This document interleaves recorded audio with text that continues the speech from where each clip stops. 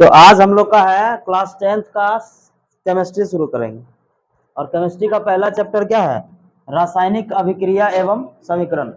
देखो भाई, अभि अभिक्रिया जो होती है, रासायनिक अभिक्रिया जो होती है, वो मुख्यतः दो प्रकार का है। ठीक है, अभिक्रिया कितने प्रकार का है? दो प्रकार का, जो हम लोग पिछले कक्षा में 7वां का है या फिर 8वां का है उसमें भी पढ़ चुके हैं। तो अभिक्रिया सबसे पहले देख लेते हैं, रिएक्शन।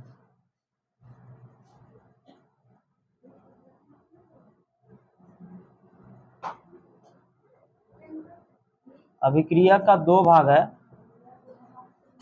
एक है भौतिक और एक है रासायनिक। भौतिक जो होता है, देखो अभी क्या हो गया, हाँ, अभिक्रिया जो होता है वो दो प्रकार का होता है। तो गप्पे से तो हमको फुर्सत नहीं होता है सबका, अपने पहले प्रॉब्लम कर लो तुम लोग का बात। देखो, तो रिएक्शन जो होता है वो दो प्रकार का होता है, एक होता है भौतिक और एक होता है रासायनिक। भौतिक जो होता है उसमें वो पुनः उसी अवस्था में आ सकता है वापस। जैसे जैसे पानी को हम फ्रिज में रख दिए और बना दिए क्या, बर्फ। और इस बर्फ को वापस हम पानी बना सकते हैं ना, फ्रिज से बाहर कर दो वापस पानी बन जाएगा।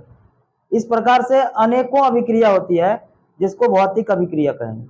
लेकिन कुछ कुछ ऐसा है जो कभी भी वापस नहीं आएगा। जैसे दूध से तुम बना दिया क्या, दही। अब कहो तुम दही तुम बन जाओ, दूध बन जाएगा? नहीं बनेगा, क्योंकि इसमें केमिकल रिएक्शन हो गया। कौन सा रिएक्शन हो गया? केमिकल रिएक्शन, रासायनिक अभिक्रिया। रासायनिक अभिक्रिया में वो पुनः वापस नहीं आता है, और भौतिक में क्या हो जाएगा, वापस आ जाएगा। इतना बात में कोई दिक्कत है? अब हम लोग रासायनिक अभिक्रिया की बात करेंगे।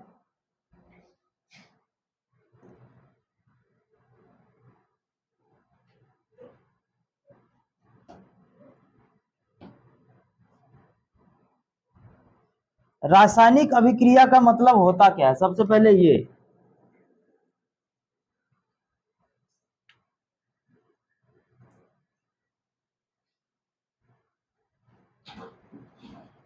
रासायनिक अभिक्रिया क्या है, अगर हम इसका बात करें तो रासायनिक अभिक्रिया का मतलब अभी जस्ट हम लोग समझे कि वैसी अभिक्रिया जिसमें एक नए पदार्थ का निर्माण होता है। कोई भी पुराना पदार्थ, दो पदार्थ मिल करके अगर किसी नए पदार्थ का निर्माण करता है तो उसको क्या कहेंगे, रासायनिक अभिक्रिया। फॉर एग्जाम्पल अगर तुम देखना चाहो, मान लो ये है हाइड्रोजन, ठीक है, और ये है ऑक्सीजन, और ये दोनों को मिला करके हम क्या बना दिए, H2O। तो ये हाइड्रोजन और ये ऑक्सीजन दोनों अलग अलग पदार्थ है इस नए पदार्थ से, इससे बिल्कुल भिन्न है। अगर हम इसका बात करें तो हाइड्रोजन क्या है, हाइड्रोजन ऐसा चीज है जो आग को, माने इसमें आग बहुत जल्दी पकड़ता है, बात समझ में आ रही है। और ऑक्सीजन जो है उसको आग को पकड़ाने में मदद करता है ना। और दोनों ही क्या करता है, आग का दोस्त है। और ये दोनों को जब मैच कर दिया गया, मिला दिया गया, क्या बन गया, पानी। और जो बिल्कुल उससे क्या है, अलग है। तो वैसी चीज जिससे नए पदार्थ का निर्माण होता है, जब कभी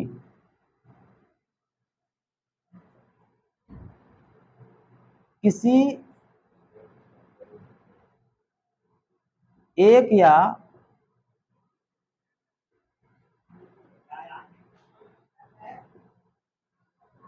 एक से ज्यादा भी हो सकता है, ठीक ना, एक या एक से ज्यादा पदार्थ मिलकर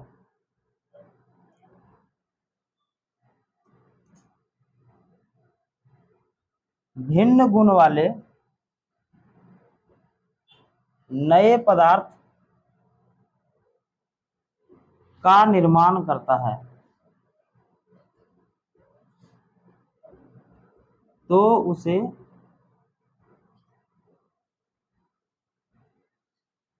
रासायनिक अभिक्रिया कहते हैं।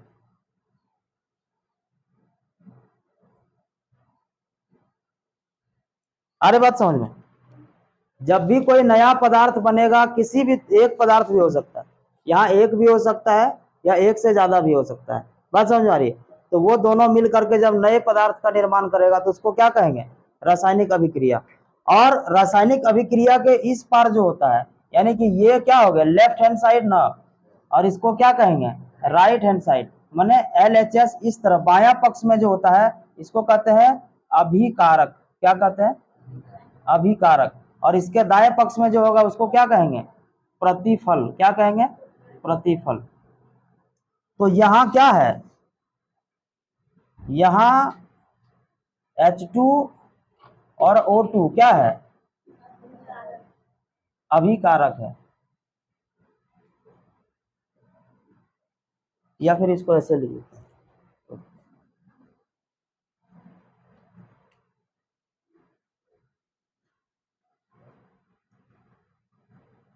अभिकारक का मतलब जो अभिक्रिया में भाग लेता है,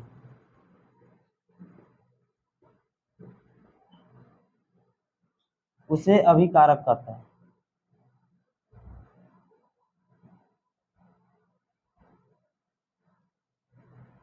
और प्रतिफल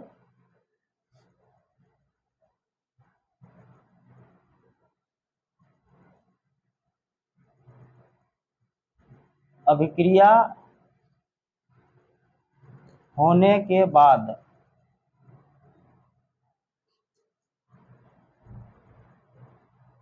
बना नए पदार्थ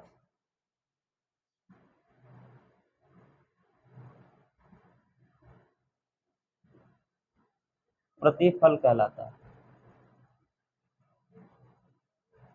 जैसे इसमें अभिकारक क्या हो गया, H2 और O2, तो यहां लिख सकते हैं, यहां अभिकारक H2 तथा O2 है, और यहां प्रतिफल क्या है, H2O है। क्या यहां तक में कोई दिक्कत है किसी को, उतार लो फिर।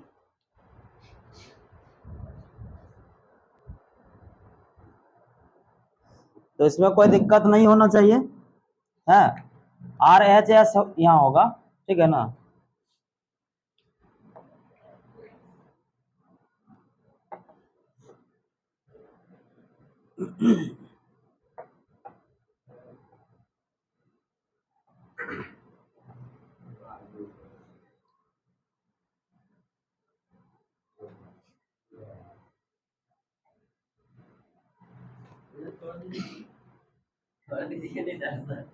कौन नहीं लिखा, अच्छा छोड़ दिए, लिखो। तो फिलहाल रासायनिक अभिक्रिया समझ में आ गया ना। अब किसको देखना है, समीकरण को, ठीक है। तो समीकरण देख लेते हैं, रासायनिक समीकरण।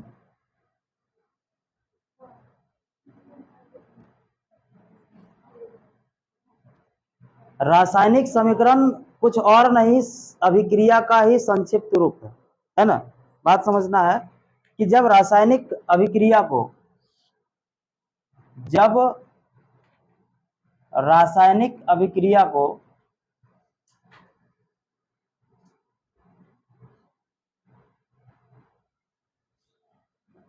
संकेतों और सूत्रों के द्वारा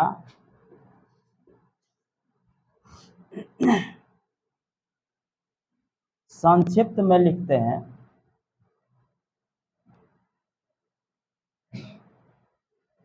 तो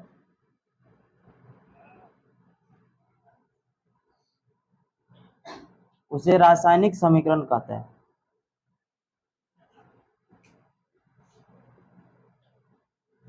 जैसे भी एग्जांपल लिए थे ना, हाइड्रोजन और ऑक्सीजन का, दूसरा एक तो ले लेते हैं कोई भी, मान लो हम लोग ले लिए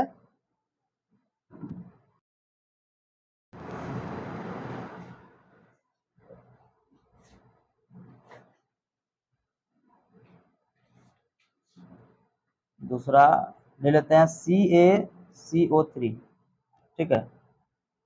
इसका पहले लिख देते हैं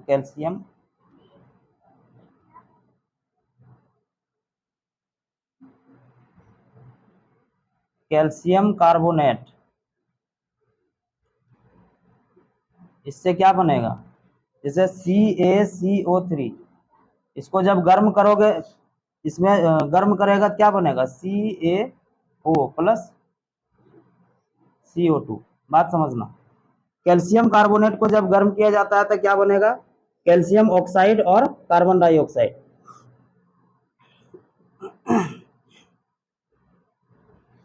कैल्शियम ऑक्साइड,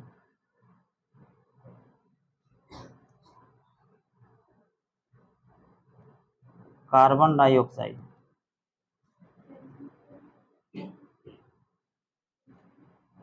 इसको क्या कहेंगे, इसको कहेंगे अभिक्रिया। इसको क्या कहेंगे, अभिक्रिया। यानी कि ये अभिक्रिया है जो नाम से लिखा रहता है, जो नाम से लिखा है उसको क्या कहेंगे, अभिक्रिया। और इसी का जस्ट ये है, इसको क्या कहेंगे, समीकरण। अरे बात समझ रहे, तो दोनों में कोई खास डिफरेंस नहीं है, मतलब सिर्फ डिफरेंस इतना है कि ये जो है ना क्या है, सूत्र के द्वारा और संकेत के द्वारा लिखा रहेगा। तो इसीलिए इसको लिख भी दिया है कि जब रासायनिक अभिक्रिया को ही लिखना है किसमें, सूत्र और संकेत में, तो उसी को क्या कर देंगे, रासायनिक समीकरण कर देंगे। जैसे यहाँ कैल्शियम कार्बोनेट लिए थे और उसको जो है जब तोड़ा गया तो कैल्शियम ऑक्साइड और कार्बन डाइऑक्साइड में बदल गया, तो सिर्फ यहाँ पे वही किए CaO और CO3, इसी का दूसरा रूप है। बस ये नहीं लिखना है, क्यों नहीं लिखना है, क्योंकि ये जो है जगह भी ज्यादा लेता है, समय भी ज्यादा लेता है, कॉपी भी ज्यादा लेता है, कलम भी ज्यादा लेता है, यानी कि हर रूप से ये तुम्हारे लिए क्या है, ज्यादा नुकसान देता है ये। तो इससे और भी फायदा है, पर अभी इतना समझ लो इसको, चलो लिखो फटाफट।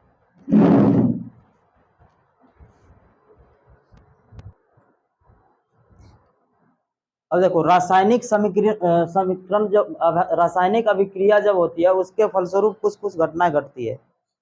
अच्छा, कहेंगे कैसे, जैसे हमको क्या कैसे पता चलेगा कि ये रासायनिक अभिक्रिया हुआ है, तो उसके पीछे कुछ कुछ होता है। जैसे गैस बनेगा, अवस्था में उसका परिवर्तन हो जाएगा, या फिर ताप में परिवर्तन हो जाए, या फिर रंग में भी चेंज हो जाए, या अवक्षेप बने। ये सब मेन मेन है जिसके कारण आपको पता चल जाएगा कि रासायनिक अभिक्रिया हुआ है। जैसे सबसे पहले हम देख रहे हैं कि गैस का बनना, कुछ ऐसी रासायनिक अभिक्रिया होती है जिसके फलस्वरूप गैस बनता है, जैसे CaCO3। इसका एकदम खोटा नाम, जो घर में पेंट करते हो, दीवार को जो पेंट किया जाता है, वो उसमें जैसे ही तुम पानी डालता है वो अपने धधकने लगता है, वो गर्म हो जाता है, तो वो क्या हो गया, उससे गैस निकल रही है। बात समझ में आ रहा है, उसका ताप में परिवर्तन हो गया। गैस क्या, वो कार्बन डाइऑक्साइड, उसमें गैस निकलने लगता है। बात समझ में आ रही है कि नहीं आ रही है। तो जब उसमें जब कैल्शियम कार्बोनेट कैल्शियम सल्फेट में जब डाला जाता है क्या, पानी, तो बन जाता है यहाँ पे तुम्हारा गैस, वहां पे कार्बन डाइऑक्साइड बनने लगता है। तो इसको लिखना है, कैसे लिखना है, कुछ रासायनिक अभिक्रिया ऐसी होती है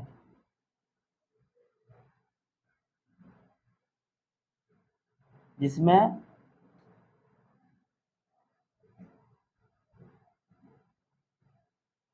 अभिक्रिया के दौरान गैस का निर्माण होता है।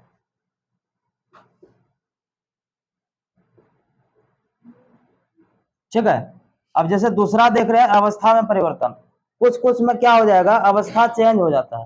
जैसे कोई सॉलिड है तो वो लिक्विड बन जाएगा, लिक्विड है तो गैस बन जाएगा, कुछ भी ऐसा। जैसे हाइड्रोजन यहाँ क्या है, हाइड्रोजन गैस होती है, और ऑक्सीजन में क्या है, गैस है। ये दोनों को मिला दिए तो क्या बन गया, पानी, और पानी क्या है, लिक्विड है। तो ये क्या हो गया, अवस्था में परिवर्तन हुआ कि नहीं। तो यहाँ पे फिर वही बात लिख दो, कुछ रासायनिक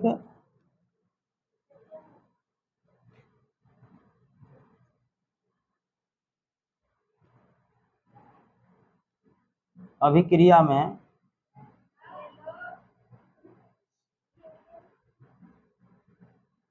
अवस्था बदल जाता है। उसके बाद होती है ताप में परिवर्तन। ताप में परिवर्तन करने का मीन्स है कि ताप उसका बढ़ भी सकता है और ताप उसका घट भी सकता है। ठीक है, तो ताप जब बढ़ जाएगा, ताप जब बढ़ जाएगा तो उसको क्या कहेंगे? उष्मा छेपी। जब उससे उष्मा निकलने, हाँ, जब उससे उष्मा निकलेगा तो उसको क्या कहेंगे? उष्मा छेपी। इसको दिख रहा है? ये नहीं दिख रहा होगा ना।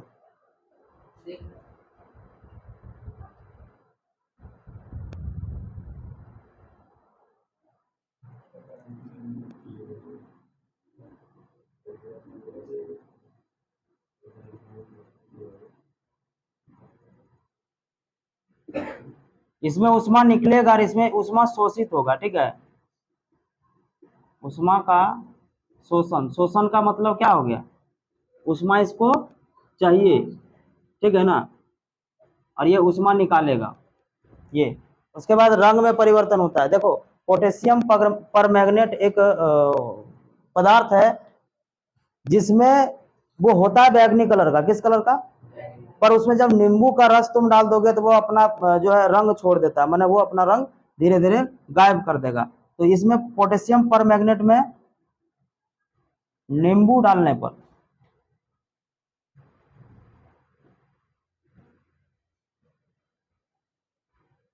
उसका रंग उड़ जाता है। जैसे पान भी है, मान लो पान, पान में देखता होगा, पान में क्या होता है? पान पहले जो है वो जो डालता है वो कलर उसका क्या होता है? व्हाइट कलर का। पर वो धीरे धीरे क्या हो जाता है? रेड हो जाता है। तो उसमें भी वही रंग में परिवर्तन। कुछ कुछ है जिसमें अवक्षेप बनता है। अवक्षेप क्या होता है? जैसे कोई ठोस चीज है, जो पदार्थ जब भी अभिक्रिया होती है उसके बाद जो अवक्षेप माने नीचे जमीन में बैठ जाता है, पैंदी में।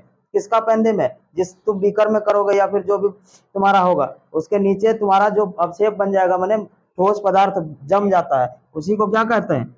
अवक्षेप का बनना। जैसे NaCl और AgNO3 को, इसको जब कराया जाता है अभिक्रिया तो AgCl का अवक्षेप बनता है। बात समझ में आ रही है? ये नीचे जमीन में बैठ जाता है। क्या लिख लो कुछ ऐसी रासायनिक अभिक्रिया होती है जिसके फलस्वरूप अवक्षेप बनता है। अवक्षेप एक ठोस